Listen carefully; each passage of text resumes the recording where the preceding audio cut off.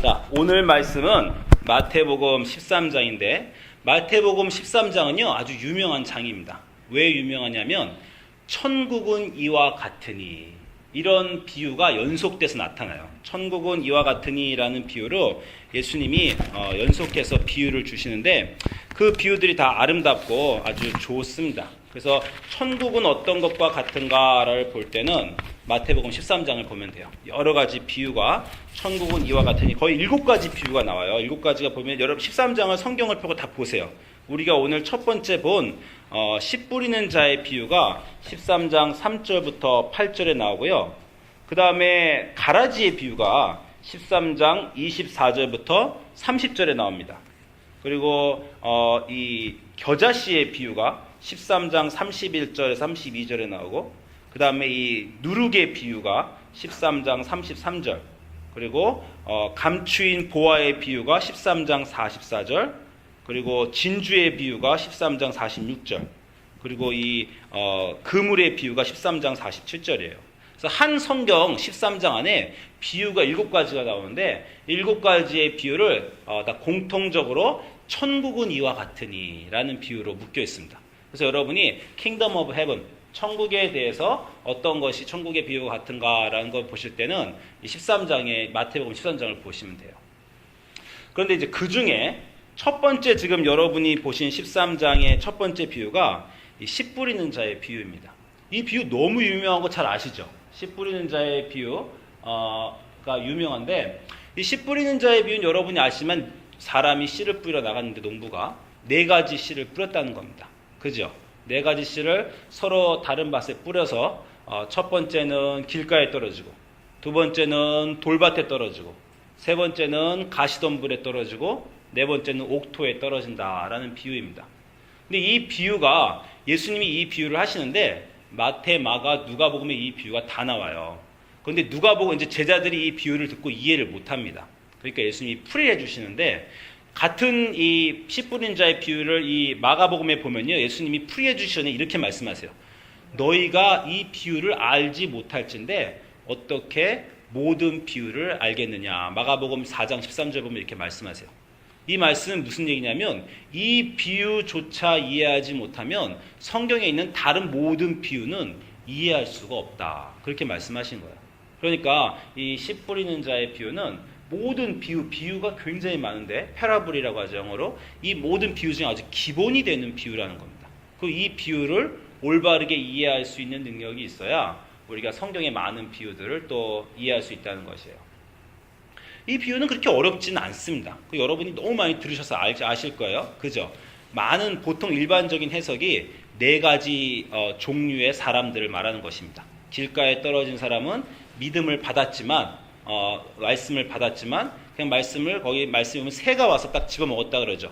말씀을 제대로 받지 못해서 마귀가 그 말씀을 갖고 가버렸다라는 거죠. 그 다음에 돌밭에 떨어진 사람은 돌밭이니까 뿌리가 금방 내리긴 하지만 흙이 깊지 않아서 뿌리가 얇게 내려서 곧 말라버렸다. 그리고 세 번째는 가시덤불에 떨어져서 자라긴 하지만 가시덤불이 같이 자라서 가시덤불이 막아버려서 자라다가 더 자라지 못했다. 그리고 네 번째는 좋은 토양에 떨어져서 30배, 100배, 60배의 결실을 맺었다 하는 것이죠. 제가 이 설교를 처음 할 때도 여러분한테 늘 이렇게 물어봅니다. 여러분은 이 4가지 밭 중에 어떤 밭입니까? 라고 제가 물어보잖아요. 그럼 어떤 밭이라고 사람들이 제일 많이 말할 것 같아요? 보통 맨 마지막은 아니라 그래요. 맨 처음 저는 길가에 떨어져서 그냥 말씀이 없어지는 그런 안 좋은 믿음의 사람입니다 라고는 말들 안 하세요. 그리고 실제로 그런 분이 없어요. 왜냐하면 그런 분은 이 자리에 안 왔죠. 그런 분은 교회 안 오고 말씀을 못 받아서 지금 다른 곳에 방향하고 계십니다. 그러니까 여기 오신 분은 일단 첫 번째 아니고 두 번째, 세 번째, 네 번째 중에 하나예요. 그런데 아무도 또 네 번째라고 말 안 해요. 저는 좋은 밭으로 지금 30배, 60배, 100배의 결실을 맺고 있는 사람입니다. 이렇게 또 말 안 해요. 특별히 한국 사람들은 말 안 하죠. 우리는 이제 겸손히 미덕이니까 안 하는데 또 make sense 한 것 하나는 우리가 그런 사람이 아닌 게 아마 맞을 겁니다. 왜냐하면 그런 사람이면 벌써 우리가 선교사가 돼서 선교지 가서 지금 막 열매를 맺고 있을 거예요. 그러니까 첫 번째하고 네 번째 빼고 이제 가장 인기 있는 대답이 두 번째하고 세 번째죠. 저는 뿌리가 내리긴 내리는 것 같은데 금방 마르는 것 같습니다. 이렇게 얘기를 하시든지, 아니면은 사실은 세 번째가 제일 인기가 있어요. 인기가 있다는 게 제일 많은 사람들이 저는 세 번째 타입의 사람인 것 같습니다 라고 고릅니다. 뭐냐면 뿌리가 내렸는데 세상의 염려와 근심과 같이 자랐다는 거예요. 그래서 가시덤불이 이 나무가 자라는 걸 막았듯이 세상의 염려와 걱정 때문에 믿음 생활하다가 더 많이 믿음이 자라지 못했다는 것입니다. 많은 분들이 나는 세 번째다라고 이렇게 말씀하시는 분들이 있어요. 그래서 우리가 그거에 대해서 나눈 적이 있습니다. 이렇게 우리가 믿음 생활하는 우리가 이 네 가지 중에 어떤 타입의 사람인가 이렇게 고민할 수 있고요. 또 한 가지로 이제 다르게 접근할 수 있는데, 이 두 번째 뜻은 뭐냐면 지금 내 마음밭의 상태가 어떤가라는 것을 우리가 이 말씀을 통해서 또 확인할 수 있습니다. 그 말씀은 뭐냐면 지난주는 제가 마지막 네 번째 사람이었을 수도 있어요. 하나님 말씀을 받으니까 마음에 와가지고 깊게 생각하고 그 말씀 갖고 일주일 동안 살았을 수 있다는 겁니다. 근데 이번 주는 또 제가 좀 준비가 안 돼서 오면 이번 주는 또 돌밭인 거예요. 그렇게 뭐 매주 할 수도 있고, 여러분이 매일 성경을 읽으실 때도 그 중에 하나일 수 있습니다.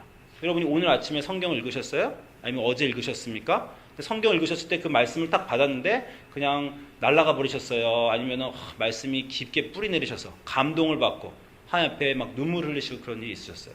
그러니까 매 순간 다르잖아요. 그러니까 우리가 어떤 타입의 사람이다라고 말하는 것 할 수도 있지만 지금 내 상태가 어떤가라고 말할 수도 있어요. 이렇게 생각하면 성경 말씀을 읽을 때마다 설교를 들을 때마다 지금 나는 이 네 가지 밭 중에 어떤 밭인가 이렇게 고민할 수 있다는 것입니다. 자, 이렇게 두 가지로 생각하면요, 사실은요, 제가 지금 말씀드린 두 가지 해석은 이 비유의 이름이 무엇이 되었냐 하면 네 가지 뿌려진 씨앗의 비유. 이렇게 제가 제목을 드리면요, 좀 전에 제가 한 해석이 어울립니다. 그게 뭐냐면 뿌려진 씨앗에 우리가 초점을 맞췄다는 거예요. 첫 번째 씨냐, 두 번째 씨냐, 세 번째 씨냐, 네 번째 씨냐. 근데 사실은요, 또 아주 다르게 초점을 맞출 수도 있습니다. 제가 말씀드렸지만 이 비유의 제목이 뭐예요? 네 가지 뿌려진 씨의 비유입니까? 여러분이 한국말 성경책 보면요, 한국말 성경책은 성경 앞에 게 구절 글만 제목 있죠. 제 성경책은 네 가지 씨앗의 비유 이렇게 나와요. 근데 이 비유의 이름은 네 가지 씨앗의 비유가 아닙니다. 무슨 비유의 제목이 뭔지 아세요? 이 비유의 제목은 씨 뿌리는 자의 비유입니다. 왜 이 비유의 제목이 씨 뿌리는 자의 비유냐면 예수님이 그렇게 말씀하셨어요. 오늘 구절 보세요. 13장 18절에 이 예수님이 이 비유를 해석해 주시면서 뭐라 그러냐면 그런즉 씨 뿌리는 비유를 들으라. 한국말로는 제 성경에 이렇게 써 있어요. 근데 영어로는 뭐라 그러냐면 그런즉 the parable of the sower, 씨 뿌리는 자의 비유를 들어라. 이렇게 예수님이 말씀하셨다는 거예요. 그러니까 오늘 이 구절은 많은 사람들이 이 씨앗에 집중을 하면 네 가지 씨앗 중에 나는 누군가, 내 마음밭은 무언가, 1번, 2번, 3번, 4번 씨앗, 1번 씨앗, 2번 씨앗, 3번 씨앗, 4번 씨앗 이렇게 집중할 수 있지만 사실 예수님이 이 비유의 제목을 말할 때는 씨 뿌리는 자의 비유를 들어라 이렇게 말씀하셨다는 거예요. 그 말은 씨앗에 집중할 수도 있지만 씨를 뿌리는 자에 집중할 수도 있다는 것입니다. 그럼 얘기를 좀 바꿔볼게요. 이제 전혀 신경 쓰지 마세요. 1번 돌밥, 2번 길가, 3번 가시밭, 4번 좋은 땅, 이건 다 신경 쓰지 마시고 씨 뿌리는 자에 집중해 봅시다. 여러분이 농부예요. 여러분이 농부입니다. 여러분이 씨가 아니라 여러분이 농부로 씨를 뿌리러 나갔어요. 우리가 만약에 씨앗에 집중하면요, 이 이야기는 나한테 나의 인생의 실패를 찍어주는 이야기구나 그렇게 생각될 수도 있어요. 내가 1번, 2번, 3번이면. 또는 내가 정말 4번, 네 번째 좋은 씨앗이면 나의 인생에 하나님 앞에 성공한 신앙의 삶에 대한 얘기구나 이렇게 얘기할 수도 있습니다. 그런데 씨 뿌리는 자에 집중하면요, 이 이야기는 씨 뿌리는 자가 성공한 얘기입니까? 씨 뿌리는 자가 실패한 얘기입니까? 어떤 것 같아요? 씨 뿌리는 자가 씨를 뿌렸어요? 4번을 뿌렸습니다. 첫 번째 실패하고, 두 번째 실패하고, 세 번째 실패하고, 네 번째는 성공했어요. 그러면 이 이야기는 성공담입니까? 실패담입니까? 결과적으로 얘기하면 성공담이에요. 맨 마지막이 성공해서 성공담이라고 말하는 게 아니라요, 결과가 그렇습니다. 씨를 몇 개를 썼어요? 4개를 썼어요. 씨를 한 번 뿌리고, 두 번 뿌리고, 세 번 뿌리고, 4번을 뿌렸습니다. 뭐 한 번에 하나를 뿌렸는지 10개 뿌렸는지 모르지만 뭐 한 번에 10개 뿌렸으면 40개를 뿌린 거고 한 번에 100개 뿌렸으면 뭐 400개를 뿌렸다는 거예요. 그런데 결과물은 어떻게 됐습니까? 4배를 거둔 게 아니라 4번을 뿌렸는데 3번 실패하고 1번 거뒀는데 1번 거둔 게 4배를 거뒀다. 그럼 이퀄 되는 거예요. 같이 이제 뿌린 만큼 거둔 겁니다. 그죠? 그런데 이 스토리의 이 비유의 끝은 뭐냐면 4번째 뿌린 씨앗이 어떻게 됐다고요? 30배, 60배, 100배가 되었다는 거예요. 그러니까 이 이야기는요, 3번의 실패와 1번의 성공에 대한 얘기가 아닙니다. 이 이야기는 반드시 성공한 자의 이야기예요. 이 사람은 씨를 뿌렸는데 30배, 4분의 3은 잃고 4분의 1은 얻었지만 반드시 성공했다는 것입니다. 그래서 성공한 게 30배, 60배, 100배라는 거예요. 그렇게 되면 이야기는 참 좋은 이야기입니다. 씨 뿌리는 자가 실패를 통해서 크게 성공하였다. 이렇게 우리가 비유를 들을 수가 있습니다. 여러분, 제가 신앙생활 할 때 가장 궁금한 것 중에 하나가 뭐냐면 내가 성령을 받고 내가 하나님과 동행하는 것 같은데도 왜 일이 잘 안 될까? 그런 거 느껴보신 적 있어요? 내가 오늘 아침 말씀을 읽었는데 하나님이 내 마음을 만지셔 주셨어요. 아주 감동이 있고 눈물이 나고 하나님의 은혜가 느껴졌습니다. 그러면 그날 하루가 좋습니까? 또 그렇지가 않아요. 한 2시간만 지나면 또 아이들하고 싸우고 직장에서 근심하고 또 몸도 아프고 여러 가지 나쁜 일이 벌어집니다. 그러니까 아침에 성령을 받고 하나님과 동행했는데도 인생에 계속 안 좋은 일이 납니다. 그래서 제가 목회를 하면서도 하나님이 우리 교회에 뭐 우리가 선교여행을 가든지 뭐 여름 성경학교 하든지 막 도와주시는 게 느껴져요. 도와주시는 게 느껴지는데도 어려운 일은 늘 있습니다. 그죠? 우리가 사사기에 보면 재밌는 내용이 하나 있는데 사사기 20장에 이스라엘이 베냐민 지파와 전투하는 내용이 하나 있어요. 사사기 20장에 사사기 20장 18절부터 28절에 이스라엘 지파와 베냐민 지파가 이스라엘 11지파와 베냐민 지파가 전투를 하는데 그때 이제 베냐민 지파가 악을 행해서 이스라엘 지파가 전투를 합니다. 이스라엘 지파가 전투할 때 기도를 했어요. 하나님한테. 하나님, 우리가 베냐민 지파를 치러 올라가도 되겠습니까? 그러니까 하나님이 그래, 가라 그럽니다. 하나님이 가라 그러셨어요. 근데 가서 형편없이 깨집니다. 한 몇만 명이 죽고 돌아와요. 그래서 그날 저녁에 돌아와서 하나님 앞에서 웁니다. 울면서 하나님, 왜 우리가 이렇게 졌습니까? 내일도 싸움하러 올라갈까요? 그렇게 물어봐요. 하나님이 그래, 내일도 가라 그럽니다. 내일 갔는데 또 졌어요. 또 전투에 져가지고 또 지고 많은 사람이 죽고 내려왔습니다. 또 너무 슬퍼하고 그날 밤에 하나님 앞에서 막 울면서 금식하고 예배를 드리고 한번 또 물어봅니다. 하나님, 내일도 전투하러 또 갈까요? 하나님이 내일도 또 가라. 내일은 반드시 내가 너와 함께 하겠다. 이렇게 하십니다. 그래서 3번째 전투하러 가서 승리한 내용이 있어요. 자, 이 말씀 읽으면서 참 궁금한 게 하나님 첫 번째, 두 번째 왜 가라 그러셨을까? 첫 번째, 두 번째 깨질 건데 가서. 그런데도 가라 그러십니다. 그게 우리가 사는 인생의 모양 같아요. 하나님이 우리에게 그 일을 하여라. 그 길을 가라. 그렇게 살아라. 그렇게 하십니다. 그래서 우리가 그렇게 할 수도 있어요. 그런데 그럴 때마다 모든 게 성공하는 게 아닙니다. 성공이라는 것보다 아무 문제가 없는 게 아니에요. 인생은 늘 고통과 어려움이 있습니다. 그런데 우리가 믿는 건 뭐예요? 반드시 최후에 승리하리라. 이게 믿음입니다. 믿음은 내가 하는 모든 일을 하나님이 도와주셔서 다 잘 된다가 아니에요.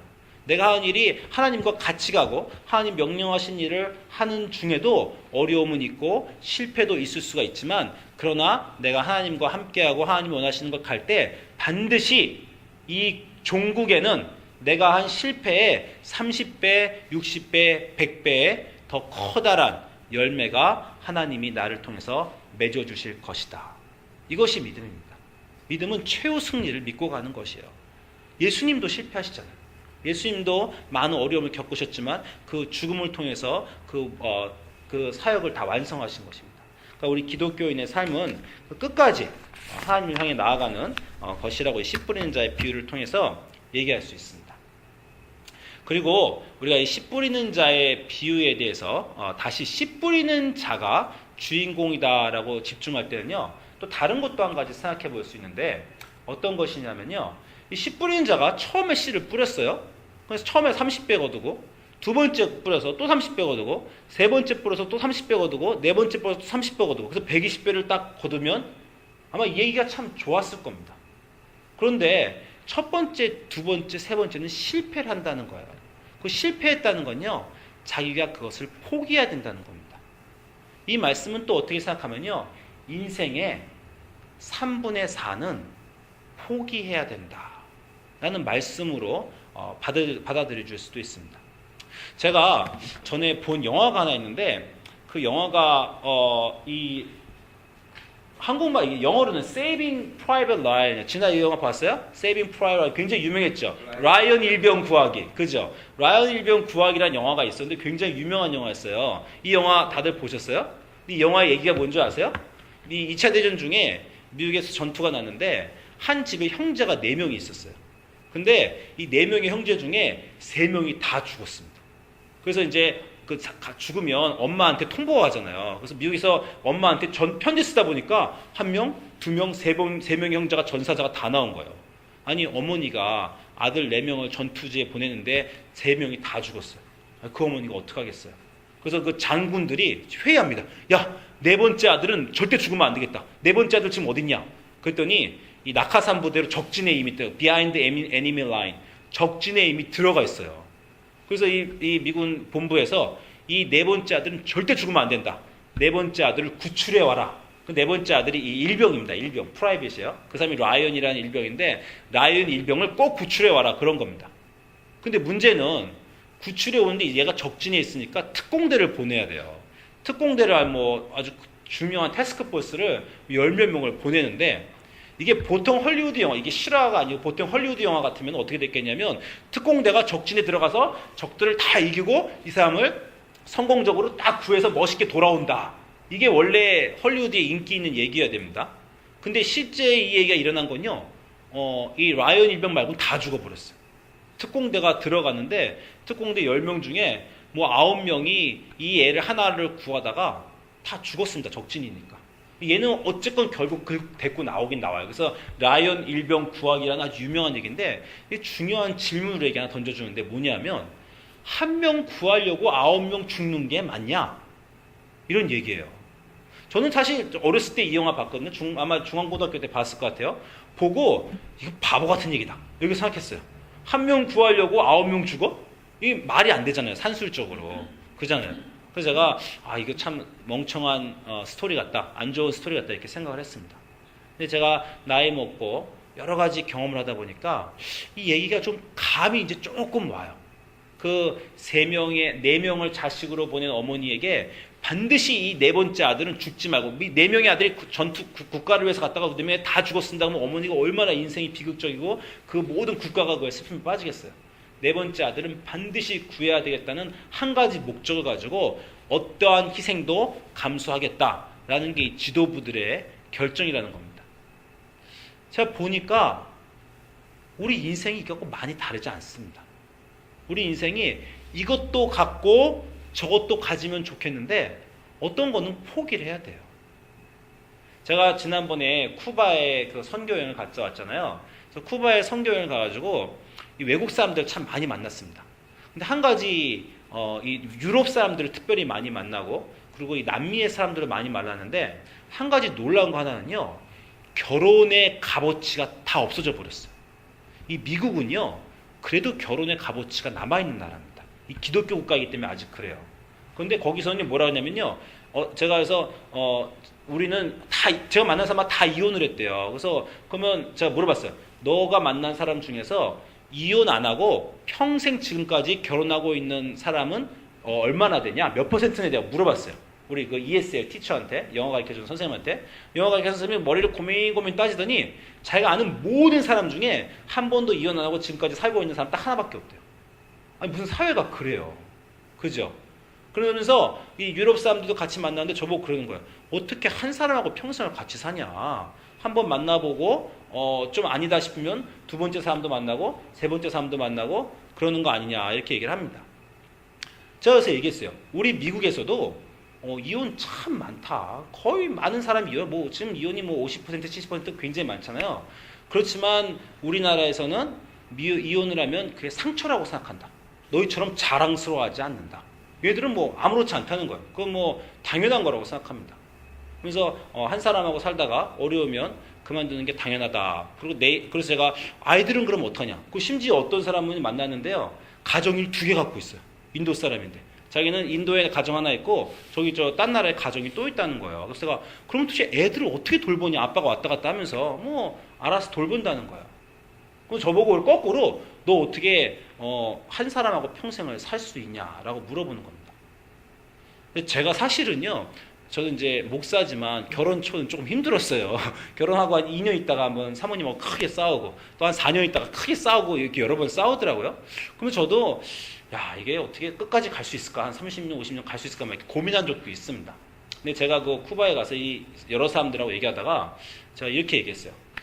내가 결혼을 하고 한 2년 차에 나도 크게 싸우고 한 또 7년 차에 크게 싸우고 나도 몇 번 휘청휘청거리고 넘어질 뻔 하였다. 그런데 지금 결혼한 지 15년 됐는데 지금 내 아내가 신혼 때보다 더 소중하다. 어떤 처음에 신혼 때 느끼지 못한 깊은 사랑을 내가 그 사람을 통해서 느끼고 있다. 그런데 만약에 내가 2년 차에 크게 싸웠다고 이 사람이 아닌가 봐. 그리고 내가 만약에 헤어졌다면 이 순간까지 가지 못했을 거 아니냐. 내가 이렇게 그 사람들한테 나눴어요. 그 사람들이 그건 네 인생이고 우리 인생은 다르다. 네 인생은 한 명 선택해서 끝까지 가는 거고 그럼 너는 그렇게 하고 나는 내가 맞는 사람과 여러 번 사는 게 나는 내 인생이라고 생각한다. 이렇게 한다는 거예요. 이 인생의 모양입니다. 우리 미국도 아마 이제 곧 점점점 유럽처럼 될지도 모르겠어요. 결혼의 가치가 깨져서 이혼이 너무 흔해지고 너무 흔해지다 보니까 어느 순간에 이혼하는 것이 상처도 아니고 어려운 것도 아니고 그냥 당연한 걸로 여겨질 수도 있는 시대가 올지도 모르겠습니다. 그렇지만 한 가지 중요한 건요. 선택을 해야 됩니다. 이런 인생을 살든지 저런 인생을 살든지 선택을 해야지 두 가지 인생을 우리가 다 살 수는 없다는 것입니다. 그러니까 우리가 여러 여자도 만나고 여러 남자도 만나고 같이 내 인생을 행복하게 살겠다. 이거를 어떤 그 유럽 사람들이나 제가 만나서 한번 선택을 한 거예요. 그러면은 한 명과 깊은 관계를 맺는 거를 포기하든지 아니면 내가 한 명과 깊은 관계를 평생 맺겠다고 선택하면 그 선택한 순간 여러 사람과 즐거운 관계를 얇게 맺는 거를 포기하든지 하나는 해야 됩니다. 근데 어떤 사람들은 그 두 가지를 다 하는 거예요. 그런 사람은 이제 바람을 나는 거죠. 자기 결혼 생활도 유지하면서 여러 관계를 또 맺는 겁니다. 그런 실수를 저지르는 경우가 종종 있어요. 제가 요즘에 제 아이들을 키우다가 아이하고 제가 크게 말싸움을 한번 했습니다. 제가 13살짜리 제 딸하고 말싸움을 하는데 제가 이렇게 얘기했어요. 너 그렇게 살면 안 되지 않냐? 하나님, 너 그렇게 막 폰에 막 애가 막 중독되고 막 그렇게 하는 거예요. 그래서 제가 그렇게 하지 말고 이렇게 하는 게 좋겠다. 그렇게 말하니까 아이가 저한테 이제 반박을 하는데 이제 크니까 두 가지가 우리의 논리입니다. 첫 번째 뭐냐면요. 엄마, 아빠 다 그래. 나만 그러는 게 아니라 내 친구들 다 이렇게 해. 이렇게 얘기하잖아요. 참 이거 대책 없습니다. 너 야 그렇게 폰 많이 써도 그 게임에 중독돼도 돼? 나만큼 안 하는 애 아무도 없어. 다 그래. 이렇게 얘기를 해요. 그럼 제가 이렇게 얘기합니다. 모든 애가 다 그래도 너는 기독교인이다. 하나님이 네 인생을 그렇게 낭비하도록 하는 걸 원하시지 않는다. 이렇게 우리가 이렇게 살지 말자. 이렇게 하잖아요. 그럼 우리 애가 두 번째 무기를 들고 나옵니다. 뭔지 아세요? 그래도 내 성적 안 떨어지잖아. 애가 이렇게 얘기해요. 애가 이 두 가지 얘기하면요. 지는 다 되는 줄 알아요. 애들도 다 그러고 그리고 나 여전히 공부 잘해. 왜 그래? 내가 TV도 좀 그만 보고 게임도 좀 그만하고 폰도 그만 보라 그랬더니 이 두 가지 가지고 자기가 무기입니다. 애가. 나 애들도 다 그러고 잘못하는 거 아니고 공부 열심히 하고 공부 잘하는데 엄마 아빠 왜 그래? 딱 이렇게 대드는 거예요. 애가. 제가 아이하고 말싸움을 하다가요. 제가 크게 한 가지 깨달은 게 있는데 제가 아이가 그렇게 말하도록 키웠어요. 뭐냐면 아이를 키우면서요. 공부 잘해라. 공부 열심히 하고 좋은 대학 가라. 이거가 제 교육의 목표였습니다. 그러니까 아이는 그거가 성취한 거예요. 그걸 가지고 애가 아빠 엄마한테 거꾸로 싸움을 하는 겁니다. 제가 아이를 키울 때 하나님 뜻에 맞게 사는 것이 가장 중요하다. 공부를 못하고 친구들과 다르게 살아도 하나님 뜻에 맞는 게 사는 게 가장 중요하다고 가르쳤으면 아이가 저한테 그렇게 얘기 안 했을 겁니다. 근데 부모가 가르치면서 우리도 모르게 은연중에 좋은 대학 가고 공부 잘하는 게 제일 중요하다고 가르치니까 아이가 부모와 말싸움하는 게 됐어요. 이 라이언 일병 구하기에서요. 특공대가 가서 라이언도 구해오고 자기들 다 살아왔으면요. 참 재미있는 해피엔딩일 겁니다. 가정을 두 개나 갖고 있는데 이 가정에서도 아이들이 잘 지내고 저 가정에서 돈도 잘 지내고 난 돈도 잘 버니까 두 가정도 잘 유지하고 그러면 해피엔딩일 겁니다. 그리고 내가 여러 여자나 여러 남자를 만나고 한 여자와도 깊은 관계를 가지고 그럼 참 인생이 좋고 재밌을 것 같아요. 근데 인생이 그렇지가 않습니다. 둘 중에 하나는 놔야 돼요. 라이언 일병을 구하든지 라이언 일병을 구하고 특공대가 죽든지 아니면 특공대는 아예 들어가서 죽지 않고 라이언 일병을 죽게 내든지 영화에서는 둘 중에 하나를 선택해야 되는 순간이었던 겁니다. 우리가 아이들을 키울 때 우리 부모들이 다 그거 착각을 하는 것 같아요. 우리 지연 씨가 아주 어리니까 저희가 겪는 거 이제 겪을 겁니다. 뭐냐면 아이가 기독교인으로 믿음도 좋고 엄마 아빠 말도 잘 듣고 공부도 잘하고 우리 그렇게 꿈꾸잖아요. 애가 다 잘 되기를. 그런 애가 한 10%, 한 5%, 1% 있는 것 같아요. 아마 있을 겁니다. 그런데 우리 애가 다 그렇게 되기라고 기대할 수는 없고요. 그냥 중심을 봐야 되는데 중심을 본다는 건 선택을 해야 되는 거예요. 여러분은 어떤 거 선택하시겠습니까? 야, 공부 잘하고 좋은 데 가면 된다. 나중에 알아서 하나님 믿게 되겠지. 이렇게 선택을 하시겠어요? 아니면은 공부도 못해도 좋고 친구들에게 따돌림을 당해도 좋지만 하나님과만은 분명히 좋은 관계를 맺어라. 그거 하나는 내가 너에게 가르치겠다. 이렇게 하시겠어요? 제가 지난 13년 동안 그렇게 못했습니다. 목사인데도 그렇게 못했어요. 근데 요번에 제가 딸들하고 크게 갈등을 겪으면서 제가 아내랑 얘기하면서 그렇게 하자. 아이에게 반드시 그렇게 하자. 저도 한국 부모이기 때문에 아이들이 좋은 대학 가는 거에 대한 정말 이 obsession이 있어요. 너무나 이 강한 강박관념이 있어요. 그런데 우리가 제 마음속에 정말 정했습니다. 야, 대학 안 가도 좋아. 커뮤니티 카이드 가도 좋고 고등학교만 맞춰도 괜찮아. 하나님과만은 분명한 관계를 맺도록 해라. 앞으로 우리 애를 이렇게 키웁시다. 그 제가 제 사모님과 깊이 얘기를 나눴습니다. 그렇다고 정말 고등학교만 가고 대학 가면 안 가고 저렇게 마음을 먹겠어요? 그렇지 않죠. 제 마음속에 한 가지 믿음이 있죠. 한 가지 믿음 뭡니까? 하나님과 분명한 관계를 맺은 아이는 실패하지 않는다. 하나님과 분명한 관계를 맺은 아이는 친구들에게 따돌림을 당하고 공부를 못하고 인생이 당장 실패하는 것 같지만 반드시 어느 순간에는 자기 인생을 통한 하나님의 뜻을 깨닫게 되고 다시 돌아오게 되고 그 인생의 30배, 60배, 100배의 결과를 맺을 것이다. 나는 반드시 그것을 믿는다. 하나님과 올바른 관계를 맺은 아이는 그 인생의 하나님 최후 승리를 할 것을 믿는다. 그러기 위해서 앞에 4분의 3은 포기하자. 라고 제가 마음을 먹었어요. 여러분 인생에 여러 가지 가치와 여러 가지 이 철학들이 있으십니다. 여러 가지 인생에 여러분 사는 목표들이 있으신데 지금 어떻게 하고 계세요? 모든 걸 혹시 다 주고 계시려고 하진 않습니까? 하나님도 얻고 싶고 하나님과 좋은 관계도 맺고 이 세상에서도 성공하고 싶으시고 아이들도 이렇게 되면 좋겠고 사람과의 관계도 혹시 아무것도 놓고 있진 않으십니까? 오늘 씨 뿌리는 자의 비유는 반드시 얘기하십니다. 씨를 뿌리는 자는요 처음에 3분의 4는 포기했다는 거예요. 처음에 3분의 4는 망해도 할 수 없고 망하는 길로 뿌렸다는 겁니다. 그렇지만 믿었다는 거예요. 마지막 네 번째 그것이 하나님 안에서 성공하면 그것이 30배, 60배, 100배의 결실을 거둘 거라는 것입니다.